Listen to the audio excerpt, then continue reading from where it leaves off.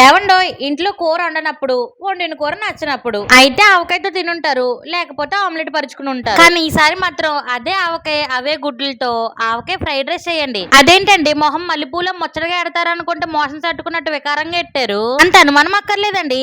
ఆవకాయ fried rice అద్దరిపోద్దే, ఆలస్యం చేయకండి. ముందు రైస్ లో ఆవకాయ పచ్చడి వేసుకుని ఆవకాయ ఆంజనేయ అనే పాట ఎట్టుకుని అన్నమంతా ఆవకాయతో కలిపేయండి. మరీ ఆవేశంతో ఆవకాయని ఎక్కువ వేసేకండి, తిన్నగాని నుంచి ఎక్కడెక్కడ వేసే గిడ్లు ఎత్తాయో చెప్పలేదు. ఆ తర్వాత స్టవ్ మీద ప్యాన్ ఎట్టి ప్యాన్ కింద ఫైర్ ఎట్టి పెనంలో ఆయిల్ వేసి ఆయిల్ లో గుడ్లేసి గిరగిరగిరగిరా తిప్పాలి. ఇప్పుడు కట్ చేసుకున్న ఆనియన్స్ తో పాటు క్యారెట్ కూడా వేసుకోవాలి. ఇప్పుడు సోయా సాస్ తో పాటు ఉప్పు కూడా వేసుకోవాలి. ఇప్పుడు ఆవేశంతో అన్ని మసాలాలు వేసేసుకోకుండా సాటిస్ఫాక్షన్ కోసం కొంచెం గరం మసాలా యాడ్ చేసుకోండి. అలా కాదని అలవాట్లో అన్ని మసాలాలు వేసారనుకో ఆవకాయలో ఉన్న కారం మసాలాలో ఉన్న ఘాటు రెండు మిక్స్ అయ్యి గోబు గుయ్యమంటది, కడుపుకి ఎవ్వమంటది. ఇప్పుడు కలిపి పెట్టుకున్న ఆవకాయ రైసెస్ తిప్పడమే, అంతే.